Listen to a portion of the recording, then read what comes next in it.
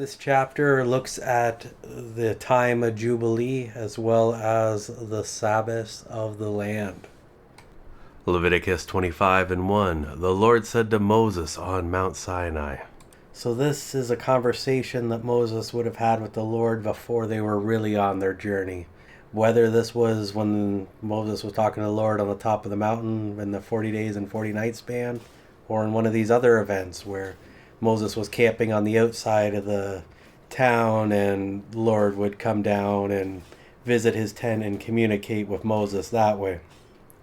Some point before they begin their journey, and they're still in the vicinity of Mount Sinai, that they're in the Sinai region. Leviticus 25:2. Say to the Israelites, when you come into the land which I give you, then shall the land keep a Sabbath to the Lord. 25:3.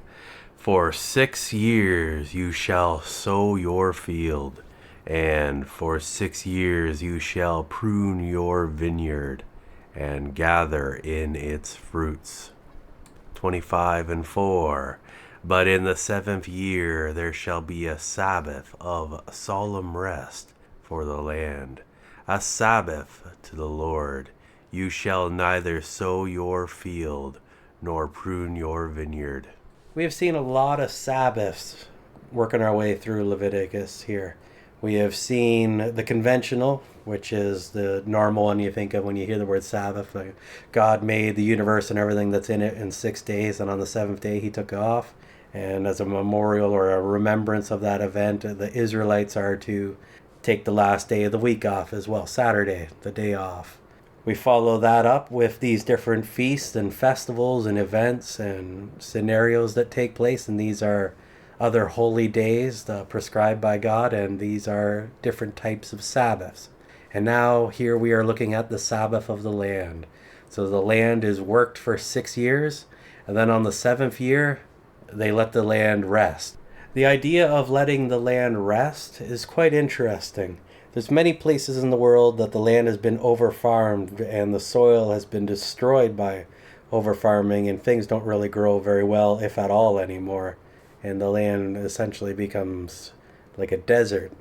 There's places in Africa that used to be very popular for farming, and then the Boer War happened and the over-farming, and a lot of that soil has kind of been destroyed since, so it can be very problematic. Now, there's other groups of people that have more than one plot of land that they farm, and they have a rotation where they'll have one section of farm that they do not farm that particular year, and it rotates around. So maybe they have 7 farms and they just have one of them that they don't farm every year, and it rotates to let the land rest. So there is ways of continuing to farm while having a year of rest for the land as well, and that's kind of neat, and it can be quite effective. And so as much as this is about letting the land rest as far as efficient farming goes, it's also about faith and trusting in the Lord to deliver on that year when you're not farming, letting him be the one who provides. Leviticus 25:5.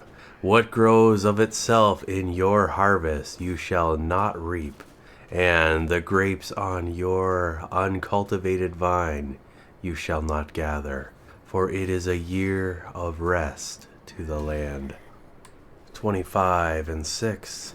And the Sabbath rest of the untilled land shall in its increase furnish food for you, for your male and female slaves, your hired servant, and the temporary resident who lives with you. 25:7. For your domestic animals also, and for the wild beasts in your land, all its yield shall be for food. So we see a restriction here being placed on farming the land, going out into the land to do any type of work, pulling weeds, picking rocks, looking after roots, tending to it. All that type of stuff is forbidden. But there was things growing in the field the previous year, and as a result, some of that stuff that grew in the previous year is probably going to grow up this current year as well. So it's not as if it is just an entire field of weeds. There's probably good food in and among it as well. And we see that people are allowed to eat this food. Maybe not make a business of it collecting it, but they could go there and they could get stuff to eat. And everybody lives off the land equally. The owners of the land didn't have any special privileges over the poor people. For we saw previously there was the welfare state where after they were done collecting the field or whatever and they were finished doing their pass or whatever with the collection, that the poor and needy were able to go into the field and catch whatever they missed when they went to harvest the field. The stuff in the corners of the field and the stuff that kind of fell off the wagon, so to say, so they would have things to eat. But now that kind of applies to everybody. Everybody's in the same boat now. Everybody is made the same, that they can just go into the field and grab something to eat. And that's just the way it is, because no one's farming, so there's no big collection like we've seen previously. The animals, they would be able to go in there and graze as well. There was nothing forbidding that, just the act of farming itself and tending to the land. Leviticus 25:8. And you shall number 7 Sabbaths, or weeks of years, for you 7 times 7 years. So the total time of the 7 weeks of years shall be 49 years. 25:9. Then you shall sound abroad the loudest trumpet on the 10th day of the 7th month, almost October. On the day of atonement, blow the trumpet in all your land. 25:10. And you shall hallow the 15th year, and proclaim liberty throughout all the land to all its inhabitants. It shall be a jubilee for you, and each of you shall return to his ancestral possession, which through poverty he was compelled to sell, and each of you shall return to his family, from whom he was separated in bond service. Here we have the Jubilee year, this incredible event that occurs every 50 years. Or should I say, after 49 years, the 50th year is the Jubilee year. I think in most cases this could be a once-in-a-lifetime event, and some people that were lucky probably got to see multiple of them, just depending on when they were born in regards to the Jubilee year. Starting off with a bang, we have the Day of Atonement and blowing the trumpet. It's just a tremendous celebration. The Jubilee year is a holy year, and it is a time of redemption and redeeming. Leviticus 25:11. That 50th year shall be a jubilee year for you. In it you shall not sow or reap and store what grows of itself, or gather the grapes of the uncultivated vines. 25:12. For it is a jubilee. It shall be holy to you. You shall eat the sufficient increase of it out of the field. There are some similarities between the sabbatical year and the year of the Jubilee. We have the same type of restrictions when it comes to the planting and growing and harvesting of crops, as well as the wine, the fermentation, and the consumption of alcohol. Well, I guess you just can't harvest the grapes, so you can't make new alcohol, but I guess if you had some already, it would be more aged. The Jubilee year directly follows a sabbatical year, so this means that for 2 years they won't be able to look after the fields. Leviticus 25:13. In this year of Jubilee, each of you shall return to his ancestral property. So here we are looking at ancestral property, the ownership of land to stay within the family. So each family will have certain amounts of property, and then if they sell it and someone else takes possession of it, we have the Jubilee year, and this is a way of returning that land back to the person that sold it originally. So this would make all forms, well, I guess there's some caveats to this that we'll see later on, But essentially it makes it so that selling the land is like a lease, a temporary possession of the land, and not something that is eternal or something that lasts forever. It only lasts until the Jubilee, and then it has to return back to the family, the ancestral owners of that particular land. Leviticus 25:14. And if you sell anything to your neighbor or buy from your neighbor, you shall not wrong one another. The terms and conditions of sales and dealings need to take into account the year of the Jubilee, and as such it would be advantageous for the deals to be beneficial to both parties. And so this is a way of promoting good, honest dealings between each other, as we'll see later. Leviticus 25:15. According to the number of years after the Jubilee, you shall buy from your neighbor, and he shall sell to you according to the number of years remaining in which you may gather the crops, before you must restore the property to him. When it comes to buying and selling of land, the value needs to be ascertained before the purchase. So right now we're looking at a field. How big is the field? What kind of crops grow on it? How much do they grow? What is the amount? What is the yield of the crops that would grow on this piece of land? That is a very key piece of information to have when determining the value. Otherwise, we need to look at the Jubilee. How long is it to the next Jubilee? Or when was the previous Jubilee? To know how many years this land could be sold for. Is it 25 years to the next Jubilee? Is it 10 years to the next Jubilee? Is it 50 years to the next Jubilee? Is it next year?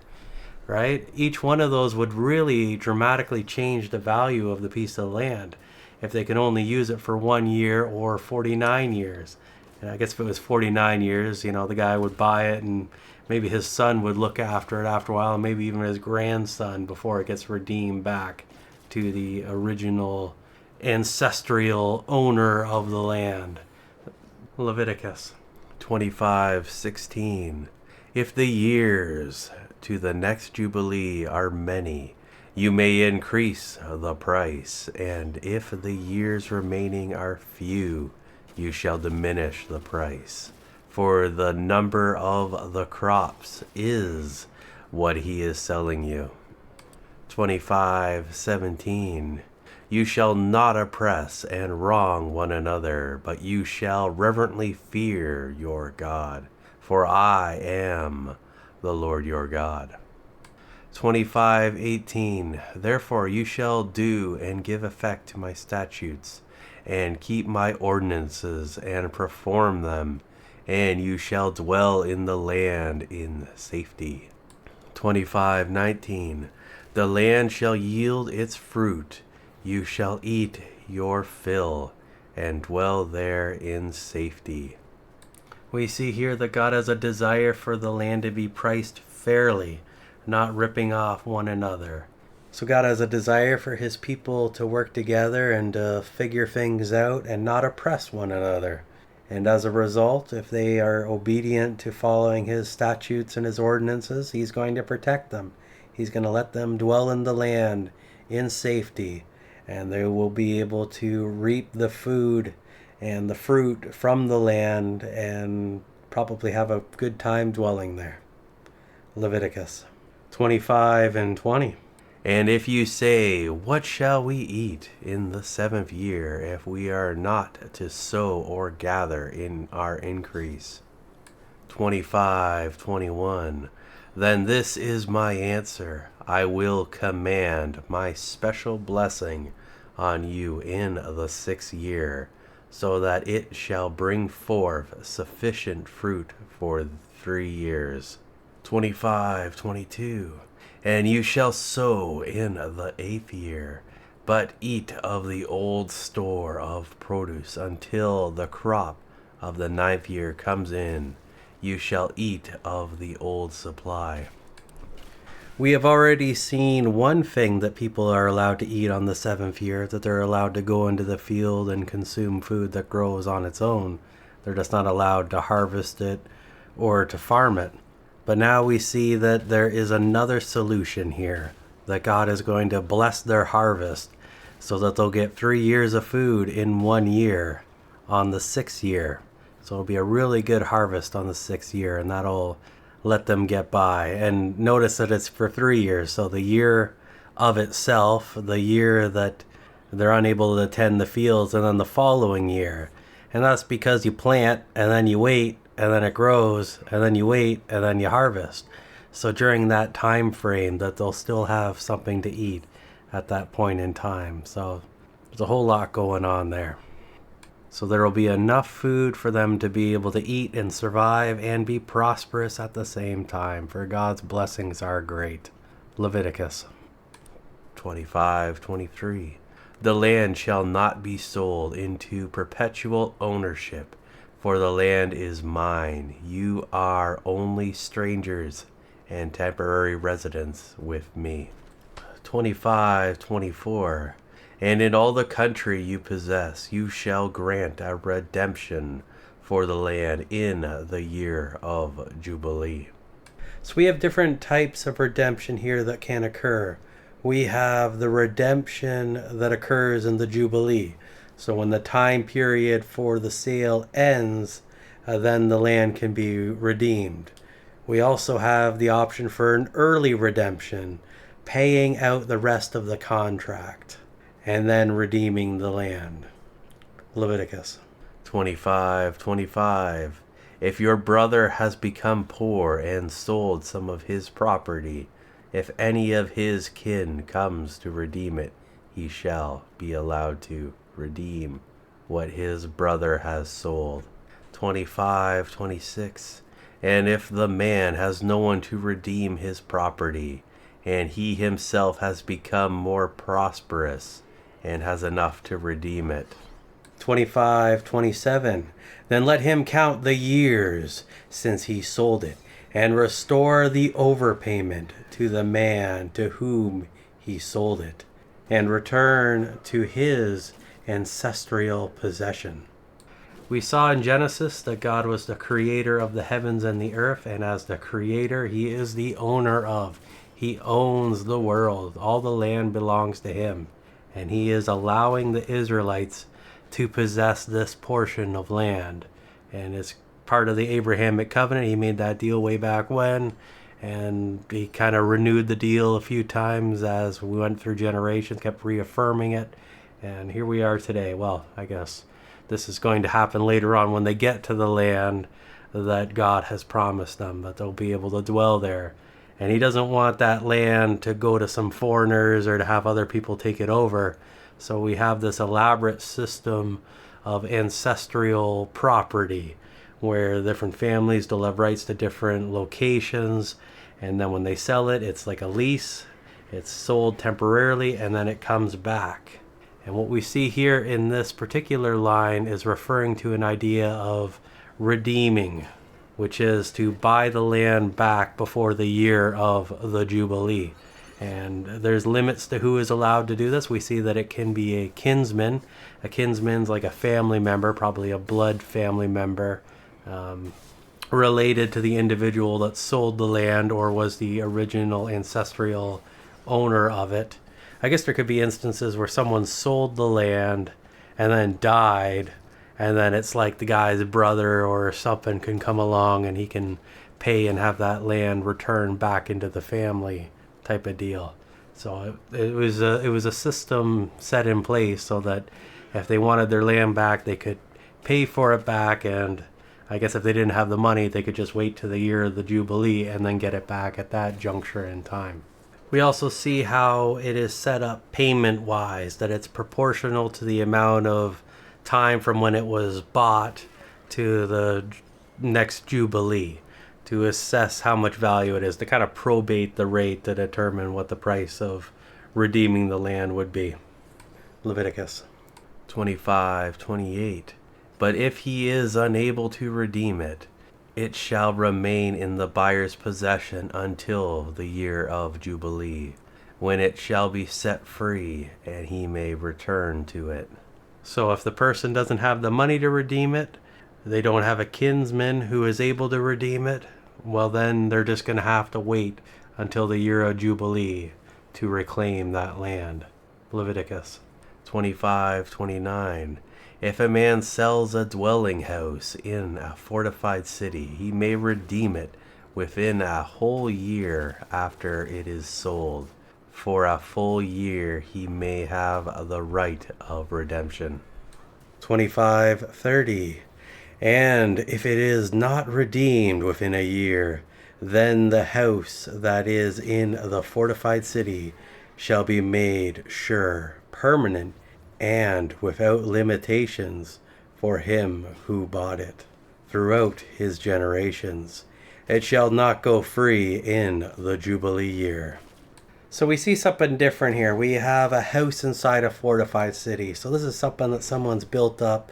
This is something more substantial than just a minute-made hut out in the middle of nowhere, or a field out in the middle of nowhere, whose value is in the land itself. The value of this property is going to be in the building itself that is placed upon the land. Maybe it's used as a shop or something, or someone that lives there that's wealthy. You know, they're inside the fortified city, so there's a premium to be there. But the wealth is not in the land, but is in the property. And as such, we have different rules on the redemption. We kind of have a 1-year buyback scenario, but after that 1 year, it is transferred in perpetuity. Leviticus 25:31. But the house of the unwalled villages shall be counted with the fields of the country, that they may be redeemed, and they shall go free in the year of Jubilee. So we see that exception to the Jubilee only applies to the houses in the walled city, the more developed, well-defined houses. These houses out in the villages, out in the boonies, or small centers, they're under the same rules as the field. After 50 years, they are returned, and they can be redeemed prematurely at a prorate based on the purchase price relative to the time of the Jubilee.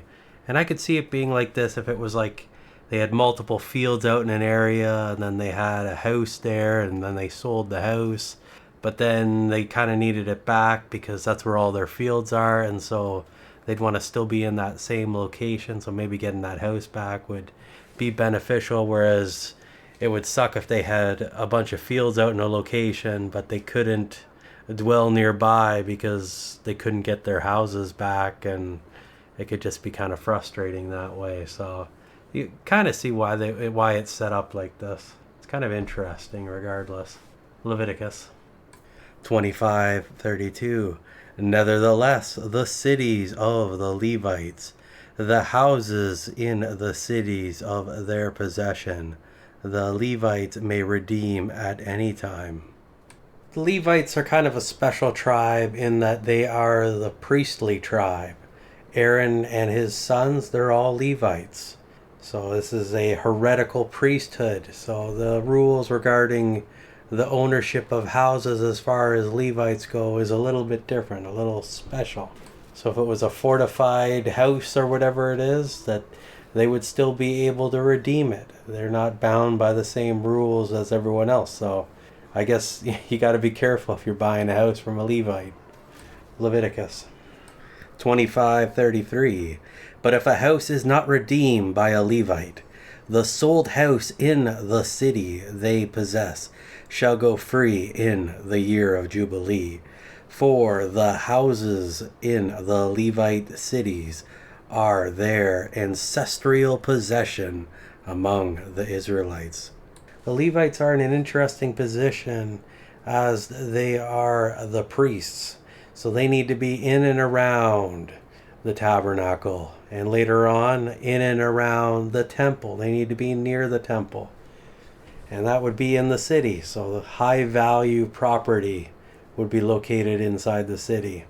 And if there was an event where they sold a property, it would be very hard to get it back. So we have this system here where it's considered their ancestral property, so that it would be returned after the Jubilee. And of course, as we saw in the previous line, that they would have the option to redeem it at any time.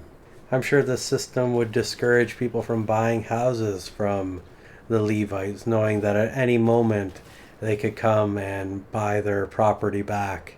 Or I guess if the Jubilee was coming around, then they could get evicted that way as well. But it was God's way of protecting the Levites and making sure that they had their own inheritance. For this was their portion of land that they got. Leviticus 25:34. But the field of unclosed or pasture land of their cities may not be sold. It is their perpetual possession. A good portion of the land that the Levites had was in the cities directly, but there was also some land that was on the outskirts of the cities. And this would be good land for feeding the animals or growing things, doing what they needed to do. But because it was a limited quantity, God forbade them from selling it. I almost feel this is similar to what we do in the modern day with zoning around cities, in that there are certain parks and things and farmland that are zoned in a particular way, and the city will not let it be developed. Leviticus 25:35. And if your Israelite brother has become poor, and his hand wavers from poverty, sickness, or age, and he is unable to support himself, then you shall uphold, strengthen, relieve him, treating him with the courtesy and consideration that you would a stranger or a temporary resident with you without property, so that he may live among with you. 25:36. Charge him no interest or portion of increase, but fear your God, so your brother may continue to live along with you. 25:37. You shall not give him your money at interest, nor lend him food at a profit. Something that I've noticed as we've made our way through the Old Testament so far is that God is always looking after the poor and trying to improve the lives of those who are in a rough state. We see the term brother here, and that is to denote common ancestry in Israel, that they are like family, for they are brothers in Israel, that they need to look after each other better than they would treat a stranger or a sojourner. They need to treat each other like brothers. So we have an idea of looking after them, relieving them from their affliction. So maybe they need to be sheltered, or they need some food, whatever it may be. We see that interest is forbidden, or usury is not allowed. So they're not allowed to make money off of this person. So no payday loans or anything along those lines. If money is to be given, it is either given freely or given with the understanding that there will be no interest on it. Same also applies to food. Leviticus 25:38. I am the Lord your God, who brought you forth out of the land of Egypt, to give you the land of Canaan, to be your God. So God is making this demand for how they are to treat each other.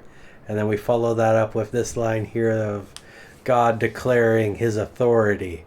Because he was the one that brought them out of Egypt, he expects them to act a certain way. And this is his authority that he is pointing out right here. You got to do these things because I got you guys out of Egypt. And I do think it's fascinating how he doesn't mandate charity. That the idea of giving is something to be given freely and not something compelled. Leviticus 25:39. And if your brother becomes poor beside you and sells himself to you, you shall not compel him to serve as a bondman, a slave not eligible for redemption. 25:40. But as a hired servant and as a temporary resident, he shall be with you. He shall serve you till the year of Jubilee. There's a lot of stuff about slavery in the Old Testament. And here we're looking at one aspect of slavery, and that is duration. Normal slavery in Israel is temporary slavery. It is to be 6 years long. In order for an individual to be a slave longer than 6 years, they must freely and willingly become what is known as the bond slave, which is the permanent form of slave. And what we see here is that it is forbidden for them to be coerced into becoming this bond slave. Leviticus 25:41. And then he shall depart from you, he and his children with him, and shall go back to his own family, and return to the possession of his fathers. There are more details about slavery in Exodus 21, and it gets into different scenarios involving the wife and children, whether they leave with him or not. But this chapter is looking at the Jubilee and its effect on slavery and the releasing of slaves during the Jubilee year. Leviticus 25:42. For the Israelites are my servants. I brought them out of the land of Egypt. They shall not be sold as bondsmen. 25:43. You shall not rule over him with harshness, severity, oppression, but you shall reverently fear your God.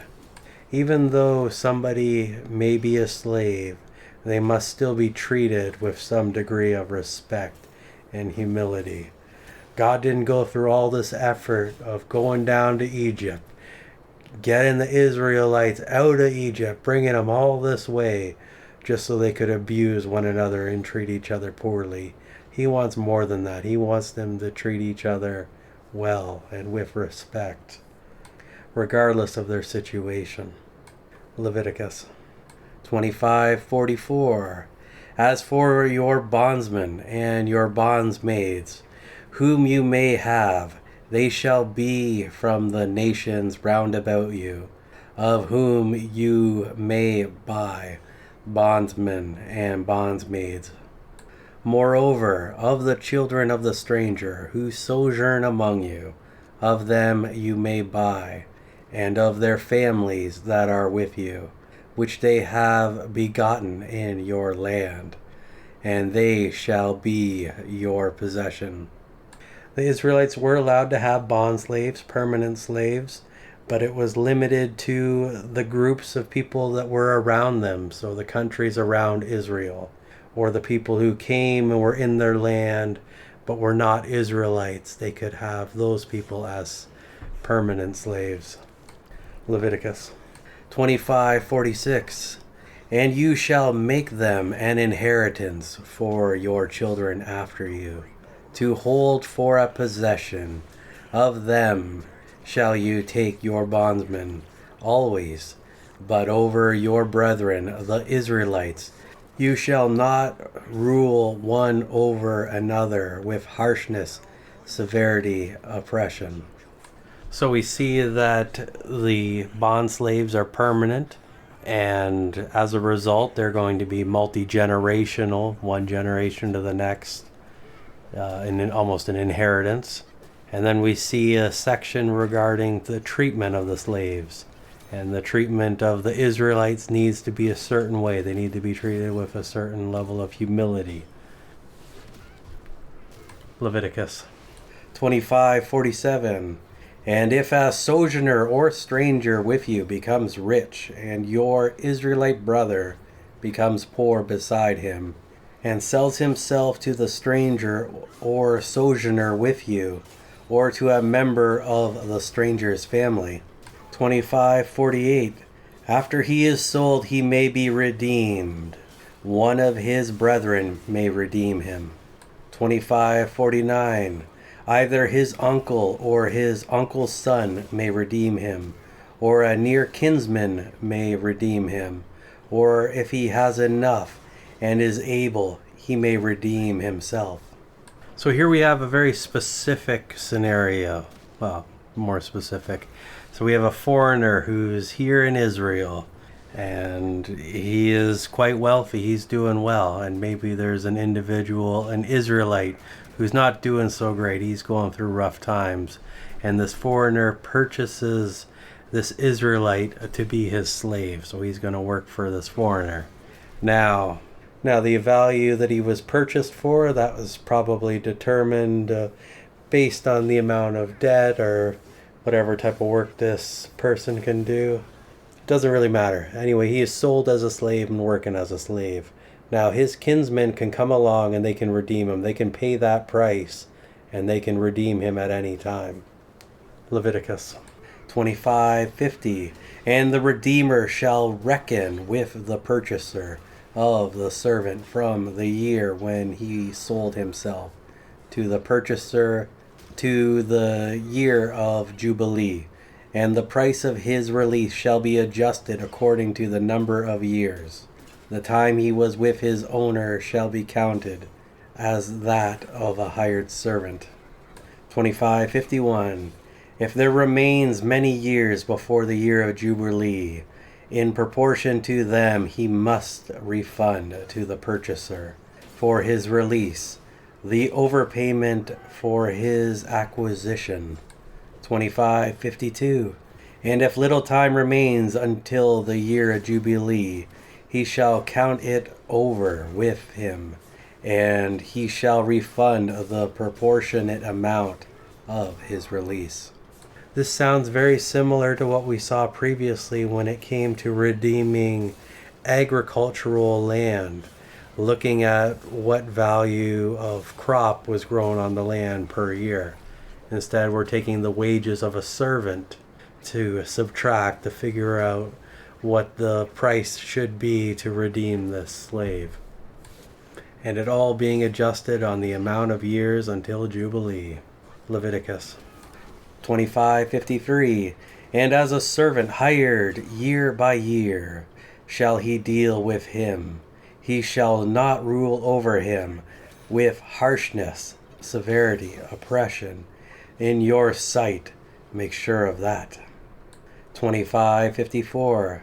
And if he is not redeemed during these years, and by these means, then he shall go free in the year of Jubilee, he and his children with him. We see here that the Israelite is required to be treated a certain way, that he is not to be abused. God did not deliver the Israelites from slavery in Egypt to be abused by slave masters in the country of Israel. That would just be ridiculous. So there's a certain standard here, a standard set in place. And of course, when the year Jubilee comes, he will be set free, and his children will go with him. And how cool is that?